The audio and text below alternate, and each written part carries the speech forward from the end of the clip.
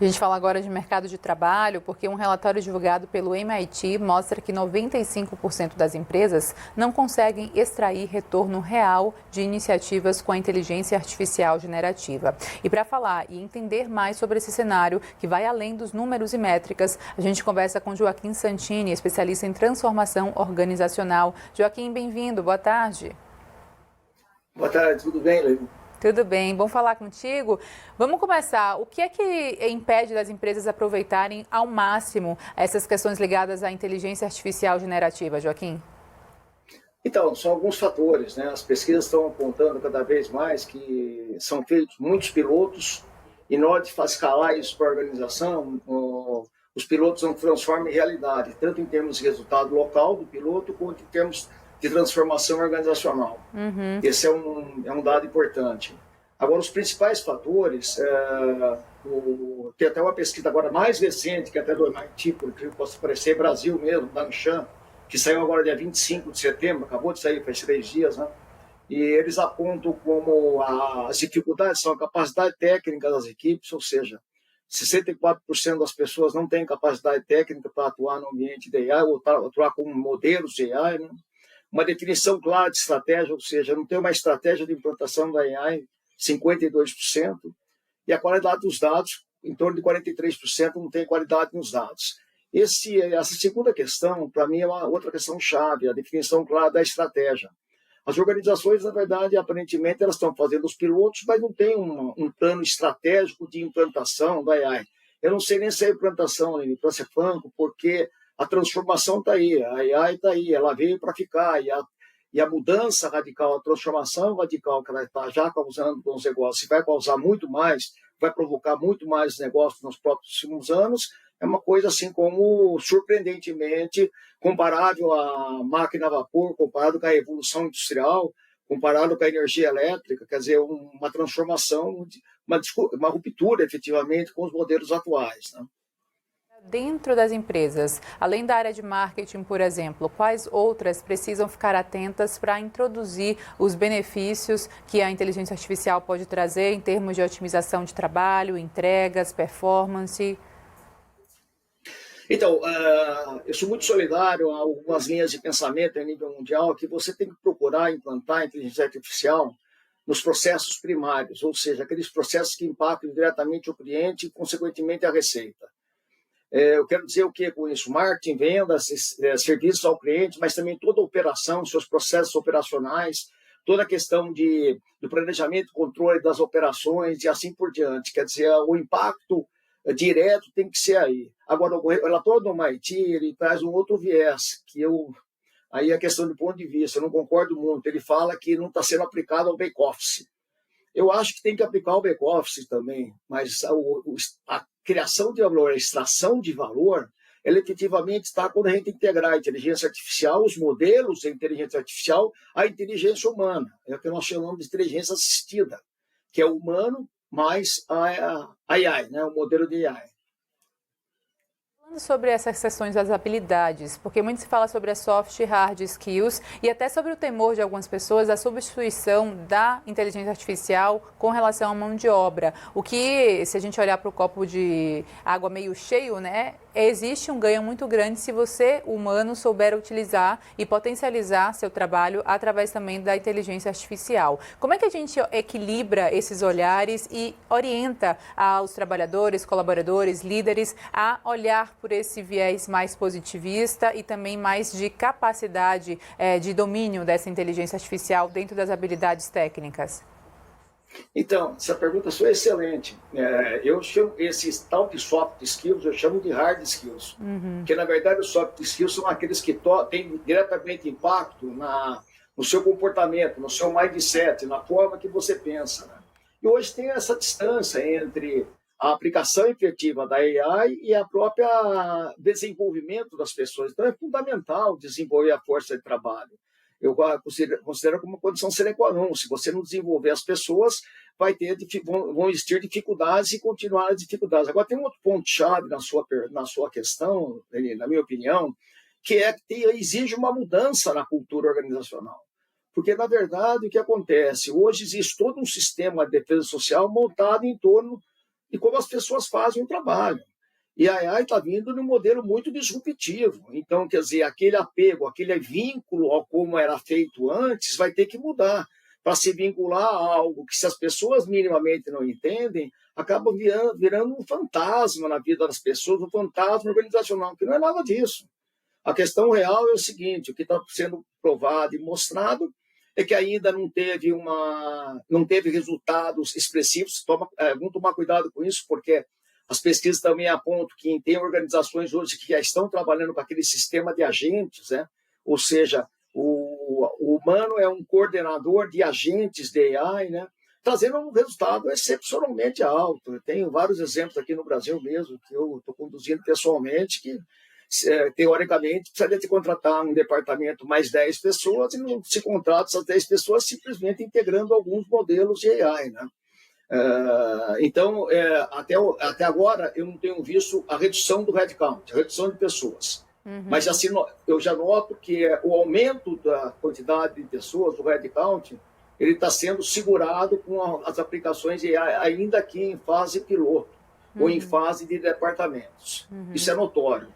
Interessante. Agora, Joaquim, eu estou aqui, além do relatório do MIT que você tem comentado desde o início da nossa conversa, a revista Fortune também traz atualizações, mercado, tecnologia, fala sobre a tal da Shadow AI Economy. Eu queria te ouvir a respeito disso. Excelente. Isso é ruim, isso é bom para as empresas? Explica o que é essa sombra aí da inteligência artificial.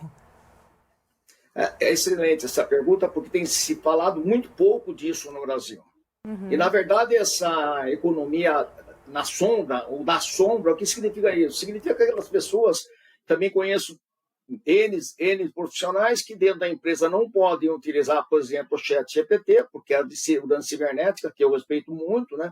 Uso uma outra ferramenta, o Copilot, por exemplo, mas eles têm lá na produtividade dele, no computador deles pessoal, tem o ChatGPT, eles estão usando e otimizando as tarefas, porque eles sabem melhor manusear o ChatGPT, que alguns consideram mais amigável, um modelo de AI mais amigável do que o Copilot. Isso é o tal da economia à sombra, da Shadow Economy, que eles estão aumentando a produtividade deles, independente do que a organização ainda não está fazendo com a AI. É uma coisa fantástica. Isso eu tenho dezenas de exemplos também, dezenas não, mas pelo menos 5, 6 exemplos no Brasil, que os profissionais fazem isso. Eles estão otimizando as tarefas, otimizando o dia a dia, fazendo relatórios com muito mais qualidade técnica, utilizando um modelo de AI. E aí, como não é uma coisa que está espalhada pela organização, por isso que o MIT trata também como Shadow AI, assim como na revista Fortune, que acho que ela acaba chamando possivelmente a pesquisa do MIT. Sim. Mas isso é uma realidade. Leni, tanto no Brasil quanto fora do Brasil, mundo afora. Sim, nossa, muito interessante, porque realmente é tudo questão de perspectiva, mindset aí reequilibrado, né, para esse olhar de benefício. Falando de recrutamento, seleção, mas antes disso, formação também, porque a gente tem agora cada vez mais cursos universitários ligados a essa formação específica de inteligência artificial, né, da digitalização que veio com tanta força. Como é que a gente olha para isso? Está bem calibrado no mercado, na sua opinião? Precisa ainda de algum ajuste com relação a essa formação de qualidade para que a ocupação também siga nesse viés, Joaquim? Então, para mim precisa de muita qualidade nesse letramento. Precisa ter o letramento, sem dúvida, ou as pessoas precisam ser letradas em inteligência artificial, elas têm que conhecer, até para desmistificar muitos fantasmas, porque aí, a partir daí, a organização começa realmente a introjectar a inteligência artificial dentro da empresa. E eu acho que os processos seletivos hoje, acho que tem processo seletivo que está totalmente com AI, desde a seleção, desde o recrutamento, passa pela seleção e seguindo a vida do colaborador enquanto ele ficar na empresa. Mas eu acho que esses letramentos ainda tem de tudo no mercado brasileiro. Eu diria que é uma porcentagem, eu diria que menos 10% dos cursos oferecidos hoje no Brasil são realmente que eu recomendaria para as organizações às quais eu trabalho, eu recomendaria das matérias que eu publico, eu recomendaria aqui, apenas 10%, porque o resto tem muita falta de conteúdo, trata os modelos de AI de forma, na minha opinião, não adequada.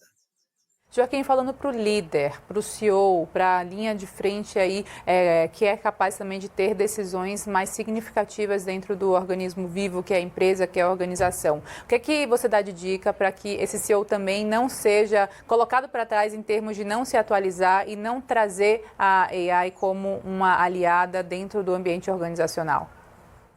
Então, eu sou exemplo típico disso, né? Porque eu sou 68 mais, e eu fui aquele cara que na Unicamp levava o cartãozinho lá no CPD para poder. Então, eu sou analógico, e eu me transformei, venho me transformando nos últimos 2 anos. Eu sou um exemplo clássico, né?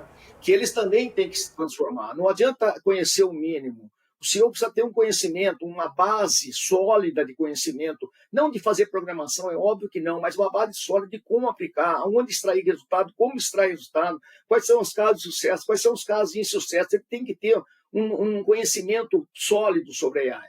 Eu queria só ratificar, conhecimento sólido não é sobre letramento, eles têm que vir esse tempo. Nós temos que fornecer a eles métodos de desenvolvimento que eles possam incorporar esse pensamento genuinamente dentro das atividades deles, porque, na verdade, Leni, na hora que vai aprovar o orçamento, passa para essa salta cúpula, os C-level, os CEOs e assim por diante, que definem os orçamentos, que hoje ainda são, em diversas pesquisas, ainda muito precários em relação à necessidade de investimento nessa tendência, que já não é mais tendência, nessa revolução que a AI está proporcionando e vai proporcionar cada vez mais. Ponto que você traz, porque a gente fala da questão geracional, né, Joaquim? É muito bom porque a gente pode explorar agora, e eu queria sua ajuda, suas dicas também aqui compartilhadas. A gente nunca viu tanta geração convivendo no mesmo momento, no mesmo ambiente de trabalho, e realmente, essas pessoas que são mais analógicas, que preferem, e eu particularmente também me enxergo mais como analógica, independente dessa questão geracional, mas a gente sabe que ela pode determinar muito mais essa tendência das pessoas da geração Z ou de outras terem essas diferenças em termos de abordagem e apreciação da inteligência artificial e da digitalização. O que você fala para essa turma que às vezes está ali tentando se forçar mesmo a virar tecnológica, sem deixar de lado também essa origem analógica, porque eu acho que pode ser também até universos complementares em termos até de ações, né? Sem dúvida, quando você coloca a geração Z já veio nesse ambiente.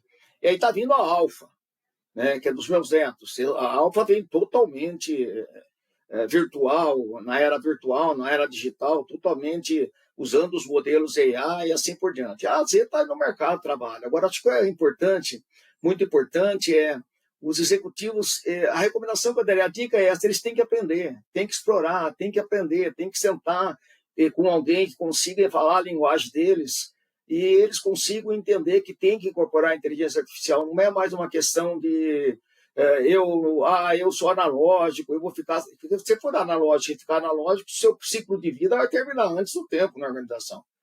Não tem como. E você comentou muito bem. As gerações são diversas. Você tem os milênios, você tem a geração alfa aí, e tem alguns boomers, como eu, né, ainda no mercado. Quer dizer, tem de tudo, né? E na verdade, nós temos que, definitivamente, a organização tem que entender que ela tem que desenvolver. Independente da idade, você é muito mais nova, você diz, eu sou um pouco analógica. Você vai ter que ser digital. Você vai ter que transformar também essa jornada sua. Possivelmente, você vai conseguir, talvez mais rápido do que uma pessoa com uma faixa etária mais velha, né? Mas eles vão ter que aprender, não tem jeito. Não tem mais opção, na minha opinião. Não tem opção. Ah, não, eu não quero saber inteligência artificial, eu vou morrer. É questão de tempo. Se vai demorar, se vai ser 26, 27. Eu não sei se dá até 28, eu acho que não dá, se eu fosse fazer um prognóstico, né? Vai passar 25, está terminando, vai passar talvez 26, no meio de 27 já não consegue mais, não vai conseguir mais, porque essa invasão dessa nova forma de pensar, integrar a AI junto às rotinas de trabalho, é fundamental. Eu não vivo sem elas, na verdade, sendo bem franco, eu não vivo sem elas. Eu trabalho sempre com 4, 5, 6 agentes. Eu estou falando uma pesquisa de um jogando para o outro e assim por diante. Estou falando no meu caso. Agora, isso tem que virar regra. Né? E, de novo, como eu sou jurássico, né, então fica fácil para eu falar. Eu sento com os CEOs, esse lego, fica fácil para eu falar, porque eu sou exemplo típico, né? Eu sou o clássico exemplo. Olha, eu estou me transformando, então vamos entrar nessa juntos. Né? Você também vai ter que se transformar.